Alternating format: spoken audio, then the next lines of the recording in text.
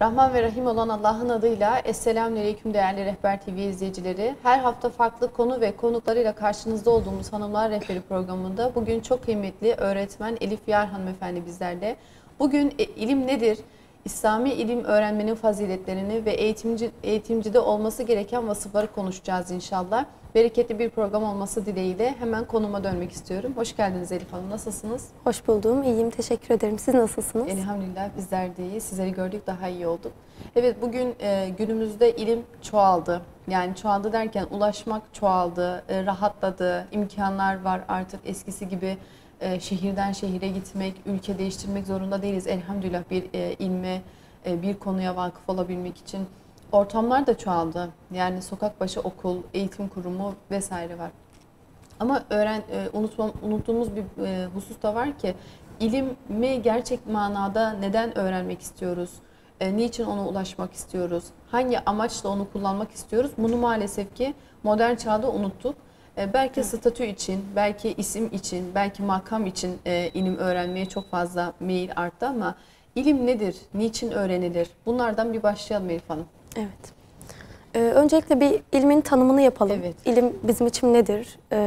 İlim sözlükte bilmek anlamına geliyor. Bilmek anlamında kullanılıyor. Bunun yanı sıra bilgi ve bilim kelimeleri de ilmi çok güzel karşılıyor. Hı hı. Fakat klasik sözlüklere baktığımız zaman geçmişte ilim hangi anlamlarda kullanıldı? Bir şeyi gerçek yönüyle kavramak, gerçekle örtüşen kesin inanç yani itikat, bir nesnenin şeklinin zihinde oluşması, nesneyi oluştuğu gibi bilmek, hı hı.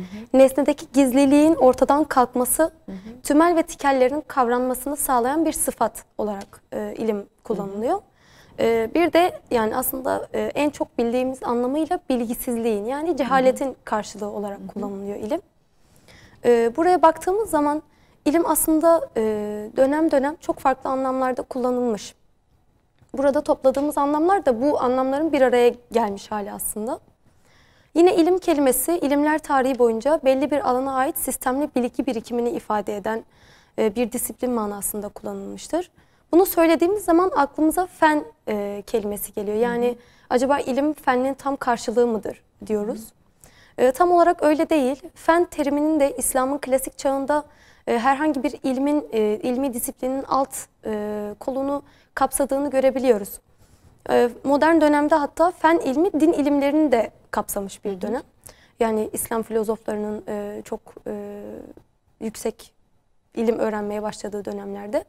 Ancak çok defa din ilimleri için biz ilim kelimesini, hı hı. Modern bilim yani pozitif bilimler için ise fen kelimesini kullanıyoruz. Böyle, hı hı. bir ayrıma gidiyoruz. Hı hı. Tabii geçmişte yine birbirlerinin yerine kullanıldığı zamanlarda olmamış değil. Kur'an ve hadiste ilim kelimesine baktığımız zaman Kur'an-ı Kerim'de ilim kökünden türeyen fiil olarak, sıfat olarak, isim olarak kullanıldığı 750 yere yakın kelime geçtiğini görüyoruz. Bu sayı bize bilginin kutsal kitabımızda Kur'an-ı Kerim'de ne kadar önemli bir noktaya konduğunu görüyoruz. Çünkü 750 yerde ilim kelimesinin geçtiğini söylüyorsak eğer, bu da dinimizin ilme verdiği önemin en büyük göstergesidir aslında. Kur'an-ı Kerim'de ilim kavramı iki anlamda kullanılıyor aslında. Yani iki anlam demeyelim de iki bakış açısıyla kullanılıyor. Birincisi ilahi bilgi yani vahiy olarak kullanıldığı bir nokta var. Diğer bir kısım ise insanın kendi Allah Teala'nın yardımıyla ve kendi kabiliyetiyle edindiği ilim, edindiği bilgiyi ifade ediyor. İlahi bilgi yani vahiy olarak kullanıldığı birkaç yere örnek vermek gerekirse, Ali İmran suresi 19. ayette şöyle bir anlamda kullanılıyor. Şüphe yok ki Allah katında din İslam'dır. Ancak kitap verilen kendilerine ilim geldikten sonra aralarındaki ihtiras yüzünden ayrılığa düştüler. Burada ilim kelimesi vahiy olarak kullanılıyor. Yani ehli kitaba getirilen ilimden sonra bunlar kendi aralarında ihtirasa düştüler diyor. Burada ilim vahiy manasında kullanılıyor. Bir diğer ayette ise de ki ister ona inanın ister inanmayın.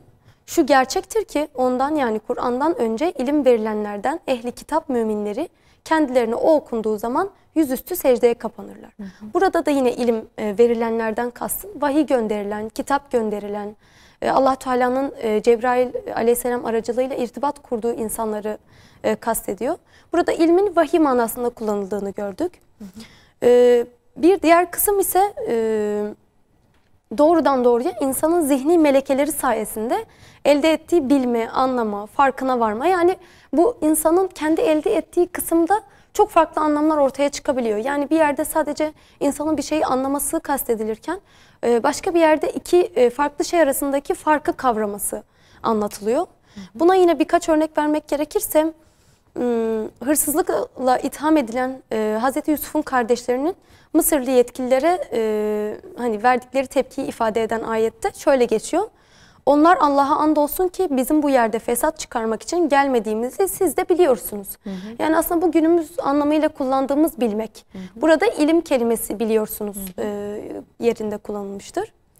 Yine bir diğer ayette fiil olarak zihni çıkarma yahut gözleme dayalı bilgi. Burada da ne söyleyeceğinizi bilinceye kadar diyor. Yani bir kimsenin ne dediğini bilmediği, ne dediğini bilmeyeceği bir durumdayken namaz kılmaması, yani sarhoşken namaza yaklaşmamasını ifade eden bir ayet bu da. Yani ne söyleyeceğinizi bilinceye kadar namaza yaklaşmayın diyor Allah-u Teala. Burada da ilim kelimesi bu manada kullanılmış. Bir diğer anlama şöyle değinelim. Allah'ın gök cisimlerinin hareketi için belirli konaklar tayin etmiş olmasının insanların takvim ve hesabı bilmelerine yönelik burada bilmekten bahsedilen ayete değinecek olursak, burada da biz geceyi ve gündüzü birer nişan olarak yarattık. Nitekim Rabbinizin nimetleri arayasınız. Ayrıca yıllarınızın sayısını ve hesabını bilesiniz diye. Burada da astronomi ilmi hakkında bir bilgi sahibi olmak anlamında kullanılmıştır ilim kelimesi. Buraya kadar olan kısımda biz ilim nedir, ilmin Kur'an-ı Kerim'deki anlamı nedir, ne şekilde kullanılmıştır kısmına değindik. Evet. Peki ilim öğrenmek Kur'an-ı Kerim'de aslında kişiyi de o yöne itiyor. Hani öğrenmeye itiyor. Bir ilmin olduğunu ve o kişinin kendi çabasıyla ona ulaşabileceğini. Evet, bazı günümüzde bazı şeyler gözle görüldüğü zaman o belki o bilgiye vakıf olunacak bazı bilgiler, ama kişinin çabasıyla ve o yolda yürümesiyle bu ilme vakıf olunacak ve zor bir süreç. Bu zor süreçte şunu sormak istiyorum. İlim öğrenmenin ve ayrıca İslami öğrenmenin faziletleri nelerdir? Çünkü zor bir süreç, nefse de ağır gelen bir süreç.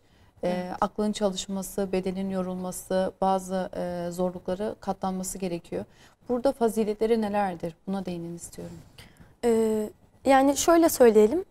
İnsan zorlandığı bir noktada yapacağı işin güzelliklerini kendisine getireceği doğruları bildiği takdirde o işe daha kolay yönelir. Daha çok yapma isteği doğar içine. Bu noktada da gerçekten söylediğiniz gibi faziletler kısmı, yani bu ilmin faziletleri konusunda bilgi sahibi olduğumuz zaman bu bizi o ilme yönlendirir. O ilmi daha çok öğrenmeye, daha şevkle öğrenmeye yönlendirir. Şimdi baktığımız zaman İslam dini zaten aslında ilmin ta kendisi. Yani İslam dediğimiz zaman İslam'ın bütün öğretileri zaten bir ilim. Yani çerçevesinde değerlendirilebilir. Fakat şu ayetle giriş yapmak istiyorum. Allah şu hakikatle kendinden başka ilah olmadığını adaleti ayakta tutarak açıkladı. Melekler bunu ikrar etti, ilim sahipleri de böylece inandı. Şimdi buraya baktığımız zaman Allah-u Teala bir sıralama yapıyor. Yani önce kendisini zikrediyor, kendisinin adaleti idame ettirerek varlığını delillendirdiğini zikrediyor. Bunu meleklerin ikrar ettiğini, daha sonra ilim sahiplerinin de inandıklarını, buna böyle inandıklarını söylüyor. Burada derecelendirdiğimiz zaman ikinci derecede melekler, üçüncü derecede ise ilim sahiplerini zikrediyoruz. Aslında İmam Gazali diyor ki burada Allah-u Teala'nın ilme verdiği kıymeti sadece bu ayeti okuyarak bile aslında anlayabiliriz. Çünkü Allah-u Teala meleklerin ardına ilim sahiplerini yerleştiriyor. Hatta kendisi ve kendisinden sonra melekler, sonra ilim sahiplerini yerleştiriyor. Yani derecelendirdiğimiz zaman üçüncü sırada yer alan bir dereceleme söz konusu. Sadece bu ayetin bile ilim öğrenmeye teşvik için yeterli olduğunu söylüyor İmam Gazali. Yine bunun yanı sıra baktığımız zaman İslamiyet kendi mensubu olan bütün insanları bir tarağın dişleri gibi bir tutuyor. Yani hiçbir ayrım söz konusu yapmıyor. Kadın olsun, erkek olsun, çocuk olsun, yaşlı olsun, zengin, fakir, hiçbir şekilde bir ayrıma gitmiyor. Fakat bazı ayetlerde görüyoruz ki ilim sahipleri farklı bir konuma yerleştiriliyor. Bu ayetlerden bir tanesini şöyle zikretmek gerekirse, hiç bilenle bilmeyen bir olur mu diyor Allah Teala. Yani gerçekten bu bizim için de adaletli olmazdı eğer bilen ve bilmeyen bir olsaydı. Allah Teala burada bizlere soru uslubuyla tasdik ettirmeye çalışıyor aslında bunu. Yine bir diğer ayette Allah içinizden iman edenlerle ilme nail olanların derecelerini yükseltir. Yani iman eden ve gerçekten ilimle ilgilenen, ilimle uğraşan insanların derecelerini yükseltir diyor. Burada bu tarağın dişlerinden birkaç tanesini aslında böyle yükseltiyor gibi görüyoruz. Yine bir diğer ayette baktığımız zaman kulları içinde Allah'tan gerektiği şekilde ilim sahipleri korkar. Yani bu ayete baktığımızda da aslında biz neyi görüyoruz? Günümüzde de söylediğimiz bir cümle var. Yani Allah Teala'dan hakkıyla korkanlar alimlerdir diyoruz, değil mi? Niye alimlerdir? Çünkü insan bir şey hakkında bilgi sahibi olduğu zaman ondan hangi noktada çekinmeli, hangi noktada geri adım atmalı, hangi noktada kendini muhafaza etmeli, o işi yapmak konusunda bunun farkına varıyor. Bunu en iyi yapabilecek kişi de ilim sahibi olan kişidir. Diyebilir miyiz, sınırlarını, haddini daha çok dikkat eden ve bilen biri haline geliyor Kesinlikle ilim noktasında. Öyle. Yani hududunu çok daha güzel çizebiliyor ilim sahibi olan kişi. Bu ayetlerle görüyoruz ki ilim sahipleri diğer insanlardan ayırıp Allah Teala yüksek bir konuma yerleştiriyor. Aslında bu bizim için gerçekten ilmin faziletini ortaya koyan çok güzel ayetler. Yine Kur'an-ı Kerim'e göre her türlü kötülüğün, batıl inanç ve düşüncelerin, hatta şirkin ve küfrün gerçek sebebi cehalettir. Yani az önce ilmin tanımını söylerken dedik ki cehaletin tam karşılığıdır dedik, değil mi? Yani burada da cehaleti Allah Teala bütün kötülüklerin annesi, anası olarak aslında görüyor. En büyük düşmanımızı cehalet olarak bize söylüyor aslında. İlim küfrü ortadan kaldıran, sapıklığı yok eden, karanlığı yırtan, hakikat yolunu aydınlatan bir ışık ve bir nurdur. Yani bize o cehaleti böyle tıpkı bir yani gemiymiş gibi denizin ortasında yolu açıp devam eden bir gemiymiş gibi ilmi bize gösteriyor. Yine hakkı batıldan, hayrı şerden, iyiyi kötüden, doğruyu eğriden ve güzeli de çirkinden ayıran bize bunu gösteren ilimdir. Zaten ilmin tanımını söylerken biz ne dedik? İki şey arasındaki farkı, tümel ve tikelleri birbirinden en güzel şekilde ayıran dedik. Burada mana perdesine ulaştırıyor öyleyse ilim. Yani asıl manaya, meseleye ulaşıyorsunuz. Evet, yani hakikate, güzeli ararken güzele ulaşıyorsun. Ama aynen, ilim olmazsa güzeli de bilmeyeceksin. Ona ulaşmanın yolunu da bilmeyeceksin. Evet. Güzelin ne demek olduğunu da bilmeyeceksin yani. Kesinlikle. Yani karanlıkta boğulup kalacak kişi öyleyse. Evet, hakikate yürürken o adımları tek tek atarak en zirveye aslında yükselmektir ilim öğrenmek. Şimdi ayet ve hadisleri örnek verdik ama bizim ayet ve hadisler dışında sahabe, tabi'in, yine çok büyük ilim adamlarımız, dava adamlarımız, bu kişilerin de ilim öğrenmek konusunda bizleri teşvik ettiğini, bizlere ilim öğrenmenin güzelliklerini anlattığını görüyoruz. Bir örnek olarak, yani zaten bunları söylemekle bitiremeyiz. Çok fazla yani gerçekten bunlarla ilgili sözler olsun, ayetler olsun, hadisler olsun. Biz burada birkaç örnek vermekle yetineceğiz. Yine bir örnek vermek istiyorum. Yakın dönemimizde yaşayan bir alimimizden Bediüzzaman Said Nursi'nin 20. sözde şöyle bir ifade kullanıyor. Elbette nevi beşer ahir vakitte ulum ve fununa dökülecektir. Bütün kuvvetini ilimden alacaktır. Hüküm ve kuvvet ilmin eline geçecektir. Her şey ilme bağlıdır. Yani belki 60-70 yıl öncesinden söylenmiş bir söz ama gerçekten günümüzü tam da aslında ortaya koyan bir söz. Bugün gerçekten nevi beşer, yani insanlık son vakitte kendini sadece ilme ve fenne yönlendirmiştir. Ve biliyoruz ki yani biz iman edenler olarak, Müslümanlar olarak biliyoruz Allah Teala çalışana veriyor. Velev ki kafir olsun, Müslüman olsun fark etmeksizin Allah Teala yalnızca çalışan insanlara veriyor. Ve bugün de maalesef çalışanlar Müslümanlar değil. Bu yüzden de hüküm ve kuvvet bizim elimizde değil. Hüküm ve kuvvet aslında küfrün elinde. Bu yüzden de bizim onu elimize geçirip kendimizin bu yolu yönlendirmesi için ilme bağlanmamız lazım. İlme sıkı sıkıya sarılmamız lazım. Burada görüyoruz aslında günümüzün en iyi silahı toplar, tüfekler, tanklar değil. Günümüzün en iyi silahı ilimdir. Kitaptır, kalemdir, defterdir. Bunları göz önünde bulundurarak, yani evet, tabii ki yani top tüfek de bir devletin kendini koruması için güzel bir şey. Ama bu noktada bizi en iyi noktaya taşıyacak olan şey ilimdir. Toplumun ilime ihtiyacı evet, aslında. Kesinlikle. Yani bugün Müslüman toplumların ilme ihtiyacının her şeyden daha fazla günümüzdeki. Bu şekilde ilmin faziletini de açıklamış olalım. Aslında bu ilmin faziletini biraz daha açacak olursak hocam, şöyle de diyebilir miyiz? Bahanesiz bir fazilete, bahane üretmeden bir fazilete yürüme yolu aslında. Belki bir kadın küçük bir çocuğuyla da kitap okuduğunda, evden kendini geliştirmeye çalıştığında, ilme vakıf olmaya, ona ulaşmaya çalıştığında bu fazilete belki erecek. Bahanelerin arkasına sığınmadığında, belki bir genç kız birçok fedakarlıkla beraber bu fazilete talip olacak. Evet. Bir erkek için aynı şekilde. Yani akranları, arkadaşları, çevresi farklı meşgalelerle uğraşırken, gönlü eğleyen diyoruz ya, gönlünü eğlendirirken, eğlerken o genç bir odaya kapanıp bir masa başında saatlerini geçirmek zorunda kalacak. Aslında zor bir süreç, yani ciddi anlamda zor bir süreç. Nefsinin isteklerini, arzularını bir kenar bırakman şart bu durumda. Peki şu soruyla öyleyse devam edelim. Bu zor yolda kişinin motivasyonunu, ona geçmeyeyim. Önce bir niyeti konuşalım. Evet. İlim öğrenme sürecinde niyetin önemi nedir? Biraz önce programı açarken de dedik ya, niyet çok önemli. Ne için okuduk, ne için öğreniyoruz, ne için ilim öğreniyoruz? Bu modern çağda bir lakabımız olsun, bir ünvanımız olsun, bu okumamız neticesinde bir yerlere gelelim. Sıcak koltuğumuz olsun, güzel kazancımız olsun diye mi? Yoksa gerçekten Allah'ın kastettiği İslami ilimlere vakıf olma, tüm ilme ve ümmete faydalı olma adına mı bu okuma? Niyet bu konuda çok önemli. Niyetimiz nasıl olmalıdır hocam?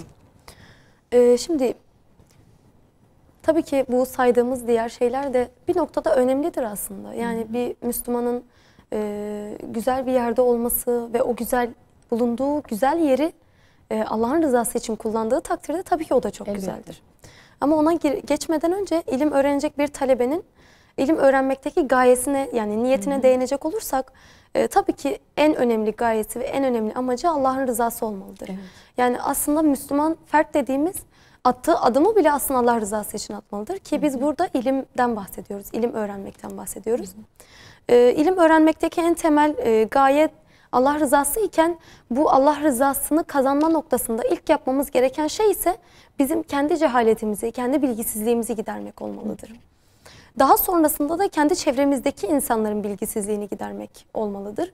Buna nereden varıyoruz? Peygamber Efendimiz'e peygamberlik geldiği zaman tabii ki ilk etapta zaten Cebrail'in kendisine getirdiği vahiy ile kendi bilgisizliği, o okuma bilmem ben ümmiyim dediği anda kendi bilgisizliğinin giderilmesini görüyoruz. Daha sonrasında ne yapıyor? İlk etapta kendi yakın çevresinde bir tebliğde bulunuyor. Kendi yakın çevresinde vahyin iletilmesini yapıyor. Daha sonrasında uzak çevreye yöneliyor. İşte burada biz görüyoruz ki öncelikle bizim kendi cehaletimizi gidermemiz gerekiyor. Kendi bilgisizliğimizi giderip daha sonra çevremizdeki bilgisizliğe, kendi çevremizdeki cehalete yönelmemiz gerekiyor. Tabii ki bu noktada en temel gaye yine Allah Teala'nın rızasını edinmektir. Allah Teala'nın rızası ile bu yola girmektir. Geçmiş ümmetlere ve milletlere baktığımız zaman kendi peygamberlerinin getirdiği dinin varisleri ve tebliğcileriydiler. Yani geçmişteki insanlar kendi dinlerini devam ettirmek için ilim öğretiyorlardı. Yani bugün günümüze kadar bazı kitapların, günümüze kadar bazı ilimlerin gelmesinin aslında temel sebebi de budur. Alimlerimizin bunu bir kendilerine görev olarak addetmeleri, kendilerinden sonraki nesillere bu dini ulaştırmaları, bu kitapları ulaştırmaları gayesiyle bu işe girişmişlerdir. Kur'an-ı Kerim'deki ve tarihteki geçmiş milletlerden, kavimlerden ve peygamberlerden bahseden ayetlerde ve ayrıca tarihi vesikalara baktığımız zaman şunu görüyoruz. Dinin devamı aslında ilmin devamıdır. Yani dinin devam etmesi için ilmin devam etmesi gerekir. Buna şöyle bir örnek vermek gerekirse, yani devam etmeyen mesela Budizm ya da Hinduizm'e baktığımız zaman onların mesela tarihini incelediğimiz zaman bakıyoruz ki işte bazı kitapları sadece kendi dönemlerinde kalmış. Evet. Günümüze ulaşamamış. Yani kitabın sadece ismi var, içeriğine dair hiçbir bilgi söz konusu değil. Bunun sebebi de herhangi bir ilmi bir çalışmanın söz konusu olmaması, onun o dönemde kalması. Ama günümüzde yani bizim İslam dinine baktığımız zaman yani elhamdülillah o kadar çok kaynağımız, geçmişten kalma o kadar çok, yani tahrip edilmesine rağmen o kadar çok kaynağımız var ki işte bu da aslında alimlerimize teşekkür borçlu olduğumuzu gösteriyor. Çünkü onların yardımıyla, onların bu fedakarlığıyla o kitaplar ve dolu dolu ilim bugünümüze kadar taşınmıştır ve gelmiştir. İlmin devamı ise yani zaten zikrettik, gerçek alimlerin varlığına bağlıdır ancak. Yani ilimle gerçekten hemhal olan, ilimle gerçekten muhatap olan insanların, alimlerin varlığıyla ancak ilim devam eder ve ilimin devamı ile de dinin devamı sağlanır bu şekilde. Yine ilimde niyet, yani gaye, niyet konusuna değinecek olursak sadece dini ilimler konusunda karşımıza çıkan bir konu değil aslında bu niyetimiz, gayemiz. İlimde niyet konusu bize pozitif ilimlerde de aslında karşımıza çok fazla çıkan bir konu.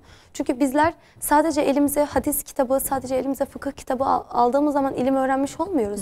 Bizler aynı zamanda kimya okuduğumuz zaman, fizik okuduğumuz zaman, astronomi okuduğumuz zaman ya da üniversitede herhangi farklı bir bölümde okuduğumuz zaman da aslında bizler ilim öğrenmiş oluyoruz. İlim yani öğrenilen her şey aslında ilimdir. Onu güzele ve doğruya kullanmaktır aslında önemli olan. Bizim onları öğrenirken de Allah rızasını gözeterek o yola baş koymamız lazım. Yani herhangi, evet belki ilahiyat okumaya başladığımız zaman gayemiz Allah rızası olarak başlıyoruz ama yine kimya okumaya başladığımız zaman üniversitede de gayemiz Allah rızası olmalı. Fizik okumaya başlarken de gayemiz Allah rızası olmalı. Ancak bu şekilde yaptığımız hem işi bereketlendirmiş oluyoruz hem de ilmin faziletleri kısmında bahsettiğimiz faziletlerden bizler de faydalanmış oluyoruz. Geçmiş dönemlere baktığımız zaman tıp, astronomi ve bunun gibi birçok alanda aslında büyüklerimiz çok büyük yerlere taşımışlar bu ilimleri. Mesela örnek verecek olursak İbn Sina'nın tıp konusundaki birikimi, tıp konusundaki o geniş bilgi birikimi, yani yazdığı kitap, yani El Kanun fit Tıp şu an hala Avrupa'da okutulan bir kitap. Yine Osmanlı... Devam etmeyelim. Evet. Kısa bir aramız var maalesef. Sonra tekrar devam edelim inşallah. Çok güzel devam ediyor. Kısa bir aradan sonra buradayız efendim. Evet, kısa bir aradan sonra tekrar devam ediyoruz. Nerede kalmıştık Elif Hanım? İslam tarihindeki filozoflardan, ilim adamlarından bahsediyordunuz. Buyurun. Evet, dedik ki ilim sadece din ilimleriyle sınırlı tutulabilecek bir çerçeve değildir. Yine tıp, astronomi alanında da ilim öğrenmek tabii ki her Müslüman için farzdır. Burada İbn Sina'nın El Kanun fit Tıp kitabını zikrettik. Yine buna örnek olarak Osmanlı döneminde yaşamış bir tıpçı olarak yani Sabuncuoğlu Şerafettin'i zikredebiliriz. O da çok büyük bir plastik cerrahı kendi dönemi için gerçekten. Onu da zikretmek gerekir. Yine bunun yanı sıra İmam Şafii'nin şöyle ilim sınıflandırmasında pozitif ilimleri ve dini ilimleri nasıl bir konumlandırmaya koyduğuna bakacak olursak İmam Şafii diyor ki ilim iki türlüdür. Biri fıkıh ilmidir ki bu dini bir ilimdir. Diğeri ise tıp ilmidir. Bu da insan bedenine ait bir ilimdir. Bunlardan başkası meclislerin süsüdür diyor İmam Şafii. Yani aslında ilim, dini ilimler konusunda fıkhı en üst makama yerleştiriyor. Diğer tıp ilmini de pozitif ilimler konusunda en üst makama yerleştiriyor. Tabii bizi ilgilendiren kısım bu konum değil tabii ki. Bizi ilgilendiren kısım dini ilimlerin yanında bizim geçmişteki alimlerimizin pozitif ilimlere de ne kadar kıymet verdiğini, değer verdiğini göstermek. Burada tıp ilminin bu şekilde zikredilmesi de bunu gösteriyor zaten. Evet, niyet konusunu bu şekilde tamamlamış olalım. Motivasyona geçelim. Evet. Bu zor yolda kişinin motivasyonu düşebiliyor. Vazgeçme eğilimleri, bir karamsarlığa düşme, ümitsizliğe düşme, düşük puan aldığında yapamayacağını, edemeyeceğini ya da veremediğinde dersini, ezberini. Bunlar çok normal aslında bir insan için. İnsan başarı istiyor çünkü emek verdiği, küçük bir emek bile verse karşılığını güzel bir şekilde kendisine dönmesini bekliyor. Kesinlikle. Burada verimlilik düşebiliyor. Peki bu verimliliği artırmak için nasıl bir motivasyona sahip olmak gerekiyor? Bu motivasyonu nasıl sağlamak gerekiyor? Neler yapılabilir? Buyurun. Evet. Motivasyon konusunda bizlerin maalesef düştüğü büyük bir hata var. Bu da iradesizlik, iradesiz olarak yola başlamak. Yani başlangıçta biz irademizi yüksek bir seviyede tuttuğumuz takdirde o yolun sonuna kadar o iradeyi devam ettirip yolun sonuna varabiliriz. Ama bizim iradesizliğimiz bizi yolun yarısında, başında, sona yakın bir kısımda yarı yolda bırakıyor ve biz maalesef o işi tamamlamadan öyle bırakmak zorunda kalıyoruz. Karamsarlığa düşüyoruz. Evet, yani. karamsarlık, aynen. Ali Fuat Başkil'in bir sözünü şurada zikretmek gerekirse, insan zekası ve bilgisi ile değil ancak iradesi ile insandır diyor.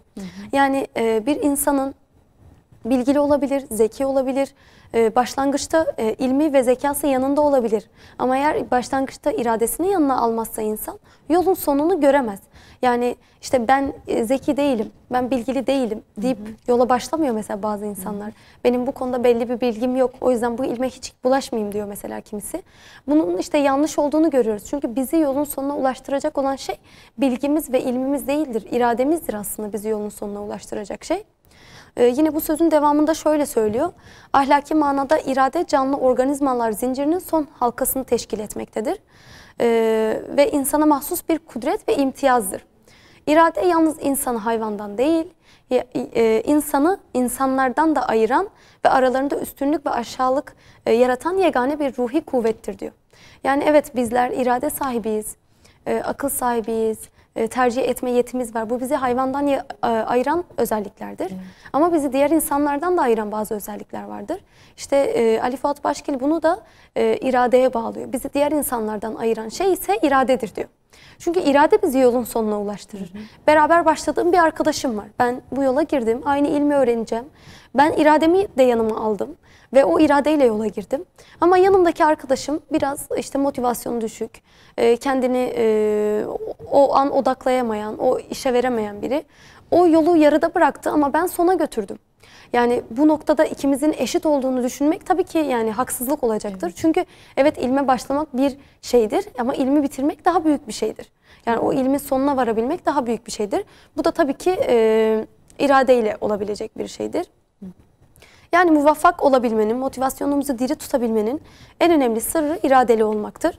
Tarihe baktığımız zaman büyük alimler, büyük komutanlar, üstadlar, bunların hepsi muvaffakiyetlerini iradeye bağlarlar, iradeli olmaya bağlarlar. Yani en ön temelde iradeyi zikrettik. İradenin yanı sıra sayabileceğimiz birkaç motivasyonu diri tutabilecek özellik daha var, husus daha var. Bunlardan bir tanesi de zaman yönetimi. Zaten talebe olan kişi, ilim öğrenen kişi zamanını yönetmeyi kesinlikle herkesten daha iyi bilmesi gerekir. Kişi kendini tanımalı öncelikle. Daha sonra günlük programını, haftalık programını, hatta aylık ve hatta yıllık programını gerçek manada bilen biri olmalı ki planını ona göre yapsın.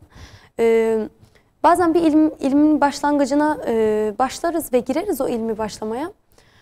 Fakat bir bakarız ki plansızlık bizi yarı yolda bırakır, evet, ve plan yapamadığımız için o işi tamamlayamayız. Süre yetmez, imkanlar değişir, bir şeyler olur, Kesinlikle. araya sorunlar girer ama plan olmadığı için, A, B planı da olmadığı için, evet, maalesef yarı yolda kalınır. Kesinlikle öyle. Yani planlı olduğumuz zaman o gün ben ilimde şu ilimde işte fıkıh ilmi öğreniyorsam fıkıh ilimde şu konuyu bitireceğim. O gün başka bir işim çıktığı zaman bugün benim zaten bir planım var diyebilmeli aslında. İrade, evet, bunu gerektiriyor, evet, aslında.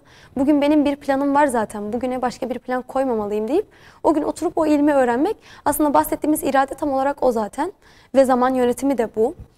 Yine kişinin bilincini daha açık tutabilmesi için kendisinin en verim alabileceği zamanı seçmelidir. Bu kimisi için sabahın en erken saatidir, kimisi için öğlen vaktidir, kimisi için gece yarısıdır, kimisi uyumadan gece uyku saatini ilim öğrenmeye ayırır. Evet. Bunlar kişinin kendisini tanımasıyla alakalı. Bunun yanı sıra yine motivasyonu diri tutmak için sevdiği konudan başlamak da onu o ilmi öğrenmeye daha çok teşvik edebilir. Hı hı.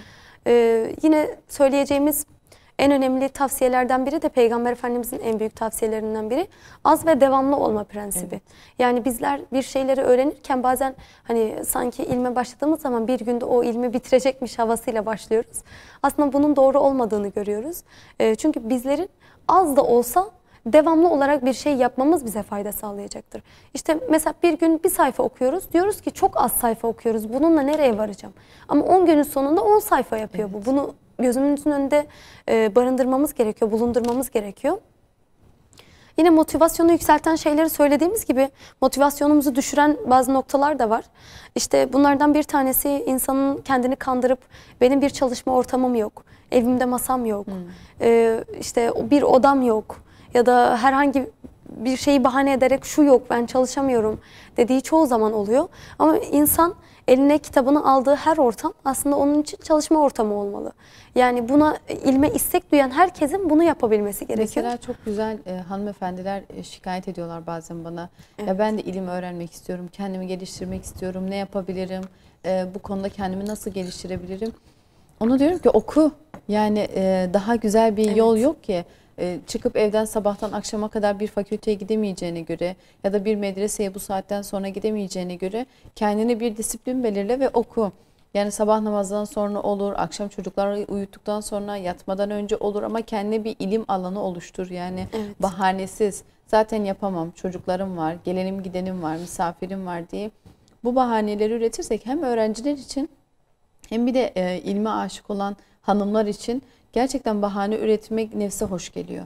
Yoksa bahane, ilim öğrenmek isteyen gönlüne gerçekten bahane yok. Kesinlikle. Bunu görebiliyoruz. Yani bunlar dedik ki bizim için birer bahanedir. İlim öğrenmek isteyen herkes eline kitabını aldığı yer onun için ilmi öğrenebileceği bir noktadır. Bir medresedir Hepimiz yani aslında bir fakültedir. bu hatalara zamanında düştük yani hala da belki düşüyoruz. İşte benim çalışacak bir ortamım yok, evim çok gürültülü deyip kendimizi uzaklaştırdığımız zamanlar oluyor. Ama yani çevremizdekilerin yapmaması adına en azından böyle bir tavsiyede bulunmuş olalım. İnşallah. Motivasyonu yükseltmek konusunda da söylemek gerekirse yani bu kadar yeterli diyelim. Bu motivasyonu yükselteceğimiz şeyleri yaptığımız takdirde ilimden alacağımız verim de bu paralellikte artacaktır. Evet. Bunu göz önünde bulundurarak motivasyonumuzu diri tutmamız gerekiyor. Evet. Bu şekilde. Belki ilk başlangıçta bazı kişilerde olur ya kendine küçük bir alan, bir rahle koyması evde. Evet. Küçük bir alan, küçük bir kitaplık oluşturması, belki bazı saatleri, o saatte bir kahve yapıp hemen oturup başlaması. Bu küçük motivasyonları da kendisini bir armağan etmeli bence, bir hediye etmeli. Tabii Çünkü ki. hani onu şevklendirecek defter mi artık, kalemler mi, bir bayan için mesela işte o ortam mı? Ama muhakkak yarım saatte olsa, 40 dakikada olsa kendimizi bir medresedeymiş, bir fakültedeymiş gibi hissetmemiz Kesinlikle. şart. Çünkü görüyorum gerçekten çok isteyen hanımlar oluyor. Evet. Ve ben de onlar adına bir şeyler yapmak istiyorum ama birazcık o kadar olumsuzluğa girilmiş ki evliyim, çocukluyum yapamam. Evet. Bu asla bir bahane değil. Gerçekten evli ve çocuklu olduğu halde, yaşı 40'ın üstünde olduğu halde hafızlığını bitiren hocalarımız vardı bizim. Tabii ki. Arapçada gerçekten ün yapan hocalarımız vardı. Kıraatte aynı şekilde. Bunlar asla bize bir bahane olmamalı. Üniversite okuyan insanlar var 40'ının üstünde, 50'sinin üstünde. İlim öğrenmek biraz da zevk meselesi. Yani insan ondan zevk almalı, lezzet almalı. Yani onu Aslında bitireceğim, yapacağım, işte böyle yapacağım değil. Yani lezzet çok önemli. Orada birazcık da o lezzete vakıf olmak gerekiyor bence. Aslında biz bu noktada hayatımıza giren her fazlalığı yani her şeyin kendimize bir engel olarak görüyoruz. Evet. Hayatına giren işte eşinse, evlendiysen Evlendim eşini artık. işte artık çalışmak için bir engel görüyorsun ya da bir çocuk doğduysa onu kendine bir engel görüyorsun. Halbuki bunlar aslında birer lütuf ve bunlarla beraber insan ilme yöneldiği zaman yani bu sıradan hiçbir işi olmayan bekar bir bayanın ilmi öğrenmesinden çok daha fazla bir sevap kazanabilir ya da bu faziletlere daha fazla nail olabilir. Evet. Çünkü o önünde bir engel olduğu halde bu işi yapmıştır. Kesinlikle. Yani zamanı olmadığı halde vaktini kendisi oluşturarak o ilmi öğrenmeye çalışmıştır. Bu şekilde onun aslında ilmi öğrenme konusundaki fazileti daha fazla hak etmektedir ve bunu farkında olarak yaparsa daha da yönelecektir buna aslında. Kesinlikle. Geçen bir yerde bir resim gördüm ve hangi ülke olduğunu bilmiyorum. 40'lı bebeği, çok belli yeni doğmuş bir bebek de sınava girmiş. Evet. Bayan ve sınavda belli ki İslami ilimler de öğreniyor. O aslında o resim bile bize çok şey anlatıyor. Gerçekten ilmin lezzetini orada bize gösteriyor. Eğer Kesinlikle. Öyle bir lezzet olmasaydı insanın nefsine daha ağır gelebilir ve bahanelerin arkasına sığınabilirdi. Karı koca bile akşam biraz kitap okumaları, mütalaa etmeleri, tefsir yapmaları bile aslında büyük bir eylemdir o evde, çocuklar için de, kendileri için de. Aynı şekilde gençler için de devam edebiliriz, Kesinlikle. Konuşabiliriz bunu. Peki öğrenmek başlı başına büyük bir eylem. Zor bir süreç. Bundan bahsettik. Kadın için, genç için, talebe için, çocuklu için herkes için zor. Yani bunu ayıramayız. Buna daha zor, buna daha kolay değil. Genç çıkıp gezmek istiyor. Farklı sosyal faaliyetlere katılmak istiyor. Kendini ilme veremiyor. Bir ev hanımı belki çocuklarını bahane ediyor, eşini bahane ediyor, kendini ilme veremiyor. Bu konuda bu daha zor, şu daha zor diye ayıramayız. Zor bir mesele ilme talip olmak. Ne var ki bununla beraber öğretmek de zor bir mesele. Öğretmen olmak, birine bir şeyi öğretmek, kahırlı bir iş aynı zamanda. Yani zor bir süreç. İlim öğrenmek belki öğretmekten daha kolaydır. Peki öğretmende bulunması gereken vasıflar nelerdir? Bir öğretmende şu vasıflar bulunması gerekir. Bir eğitimcide şu vasıflar olması gerekir dediğiniz vasıflar nelerdir öğretmenim? Evet. Siz de bir öğretmenlik yapıyorsunuz şu an.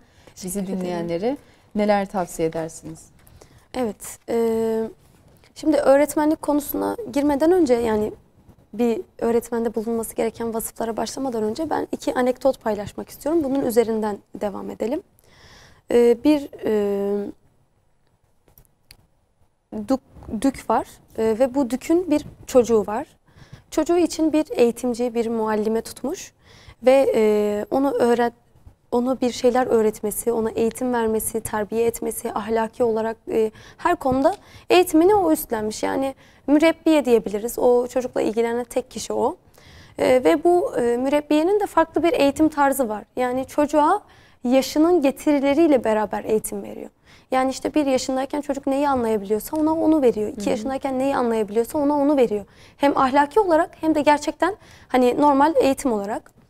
Ve bir gün bu dükün babası, yani kral, onunla işte oyun oynarken ona birkaç soru soruyor ve çok güzel cevaplar aldığını fark ediyor çocuktan. Böyle hani akıllıca cevaplar aldığını fark ediyor. Ve çocuğa diyor ki ya sen ne kadar akıllı bir adamsın diyor. Çocuk da bunun üzerine ya ben nasıl akıllı bir adam olmayayım ki, kucak terbiyesinde büyütülmüş olduğum mürebbiyem aklın ta kendisidir diyor. Yani burada bunu güzel, yani iyi bir eğitimciye örnek olarak verebiliriz. Bir de başka bir anekdot paylaşmak istiyorum. Yine Çin İmparatoru bir gün 5 yıllık bir Çin İmparatorunun veziri. Uzun bir yolculuğa çıkacak, 5 yıl sürecek bir yolculuğa ve kendisinin 2 tane oğlu var.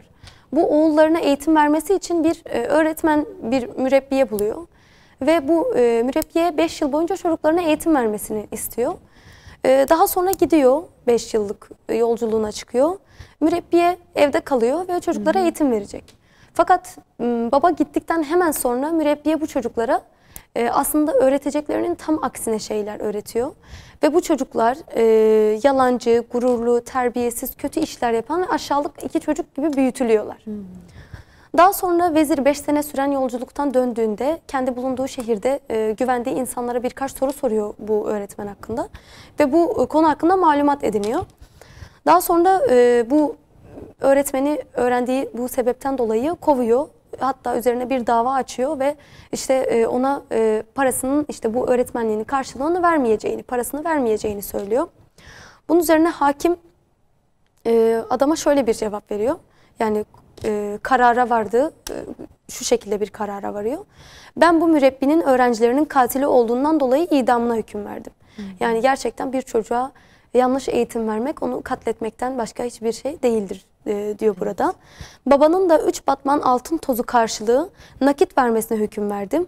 Bu hüküm onun kötü seçiminden dolayıdır. Zira herkes seçiminde aldanabilir. Böyle bir adamı uzun müddet memuriyette bulundurduğu için bu hükmü hak etmektedir. Yani çocuklarına teslim etmeden önce araştırması gerekirdi. Yani burada aslında 2 anekdot paylaştık. Bu birinci anekdotta iyi bir mürebbiyenin çocuğu yetiştirme tarzıyla babasının nasıl iftihar ettiği ve bu mürebbiye daha sonra bulunduğu bölgede çok büyük bir şöhret kazanıyor zaten. Çok büyük bir şan ve şöhret kazanıyor. Bunun sebebi de, bu şan ve şöhretin kazanmasının sebebi de çocuğa verdiği terbiyesindeki uslubu ve usulüdür aslında. Bu Çin İmparatorluğundan bahsettiğimiz öğretmende ise tam tersi, kendisi idama mahkum ediliyor. Bunun sebebi ise çocuklara gösterdiği kötü eğitimden dolayıdır. Yani burada 2 kötü eğitimci ve bu 2 kötü eğitimciyi seçen 2 baba görüyoruz. Yani bir iyi eğitimci, bir kötü eğitimci ve biri iyiyi seçen bir baba, biri kötüyü seçen bir baba.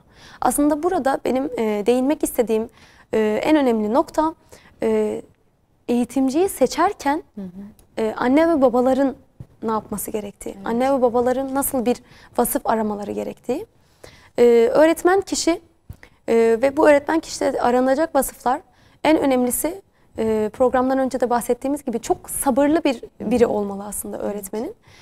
Gayretli olmalı, külfetsiz olmalı, kanaatkar olmalı, iffet sahibi olmalı, mutedil olmalı ve ağırbaşlı olmalı. Bu özelliklerin hepsini aslında öğretmen kendinde barındırmalı. Ama tabii ki en önemlisi sabırlı ve gayretli olması. İşini de gerçekten hakkını vererek yapması gerekir. Bu yolda yapılacak yanlış tercihlerin, yanlış seçimlerin çocuklar için dönülmesi gerçekten çok zor bir noktaya bizi getirdiğini görüyoruz. Yani orada hakimin öğrencilerinin katili olarak görüyor bu eğitimciyi. İlkokul, ortaokul ve lise fark etmeksizin öğrencinin karşılaşacağı öğretmen her ne kadar kendi branşı içerisinde donanımlı olsa da ahlaki olarak çocukları yönlendirdiği noktalar, eğer bu konularda hassas değilse ailenin gösterdiği çaba beyhude olarak kalacaktır. Çünkü yani ilkokul öğrencileri özellikle öğretmenleri kendilerini en büyük rol model olarak belirlerler. Yani aileleri ve babalarıyla kıyas etme yoluna dahi giderler. Ve çoğu zaman onlar için öğretmenin varlığı, yani söylediği tek şey öğretmenin yani söylediğidir. Doğru olan tek şey odur. Bu noktada bizim çocuklardan vefa beklememiz doğru değil tabii ki. Yani ben senin annenim, rol modelin benim olmam gerekiyor deyip ondan ama bir vefa beklemek. çoğunu da öğretmeniyle geçiriyor. Evet. Bu da bir gerçek, hakikat. Yani günün daha çoğunu aslında ilkokula başladıktan sonra öğretmeniyle geçiriyor ve öğretmeniyle geçirdiği süre zarfında öğretmenin söylediği her şey zihnine yerleşiyor. Ve anne ve babanın yaptıkları aslında biraz arka planda kalıyor bu noktada. Bunun yanı sıra şuna değinmek istiyorum. Asr-ı Saadet'e baktığımız zaman Peygamber Efendimizin de aslında öğretmenlik konusunda çok büyük örneklikleri var. Yani ilmi vahyi aktarırkenki uslubu aslında onun öğretmenlik konusunda bize verdiği büyük dersleri gösteriyor. Yine bunun yanı sıra Musab bin Ümeyr başta olmak üzere birçok sahabinin de öğretmen olma konusundaki bize büyük örneklikleri var. Tabii bize çok nam saldığı için Musab bin Ümeyr'i örnek verelim ve bu konuda ilk öğretmen olarak andığımız için. Musab bin Ümeyr'i örnek vermemdeki sebep öğretmenliğin küçümsenmeyecek bir meslek olduğunu bize aslında Musab bin Ümeyr'i gösteriyor. Musab bin Ümeyr Medine'ye gönderildiği zaman 12 kişiyle gönderiliyor öğretmen olarak. Fakat döndüğünde 75 kişiyle dönüyor. Yani 75 kişiye hidayetine vesile olarak geri dönüyor. Burada görüyoruz ki yani ben bunu okuduğumda epey şaşırdım. Cuma namazını ilk kıldıran kişi Musab bin Ümeyr. Yani aslında İslam dininin ilk öğretmeni, cuma namazını ilk kıldıran kişi. Bu da büyük bir nokta aslında. Hac mevsiminde geldiğinde Musab bin Ümeyr Medineli Müslümanlarla yaptıkları şeyleri bir yıl boyunca Peygamber Efendimiz'e aktarıyor.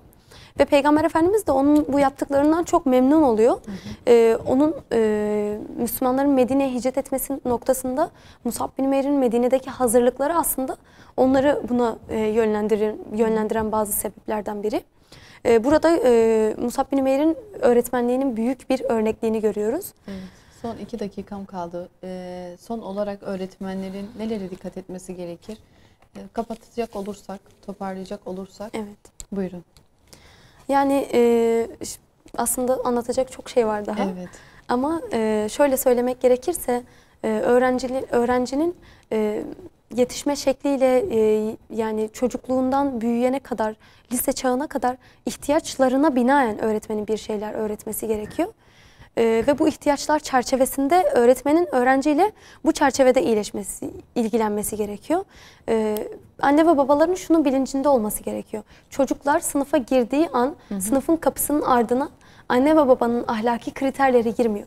Evet. Sadece öğretmenin ahlaki kriterleri giriyor ve sadece öğretmen orada o kriterlere göre davranıyor. Ne söylerse çocuğun aklına aslında o yerleşiyor ve çocukların akılları ve zihinleri de aslında birer filiz gibidir. Yani ne ekersek aslında o yetişecektir. Meyve olarak bize onu verecektir. Bunun bilincinde olmamız gerekiyor. Son olarak değinmek istediğim bir nokta var. Öğretmenler çocuklara eğitim verirken bu anne ve babalar bazen bunu küçümseyebiliyorlar. Yani zaten öğretmenin görevi yapmak zorunda gibi bir yaklaşıma girilebiliyor. Tabii ki zaten öğretmenin görevi ama bunu iyi yapan, gerçekten işini hakkıyla yapan öğretmene de gerekli kıymetin verilmesi gerekiyor. Hazreti Ali'nin de söylediği gibi bana bir harf öğretenin 40 yıl kölesi olurum diyor. Bu söz bize aslında öğretmenin öylesine bir meslek olmadığını, öğretmenliğin gerçekten kıymet verilmesi gereken bir meslek olduğunu bize gösteriyor. Çok teşekkür ediyorum. Gerçekten çok faydalı bir program oldu. Ben de kendime çok güzel dersler çıkardım. Allah razı olsun. Ağzınıza, yüreğinize sağlık diyorum. İnşallah başka programda görüşmek dileğiyle diyelim inşallah. Allah razı olsun. Evet kıymetli Rehber TV izleyicileri, bugün de programımızın sonuna geldik. Sizleri emanetçilerin en güzeli olan Rahman'a emanet ediyoruz.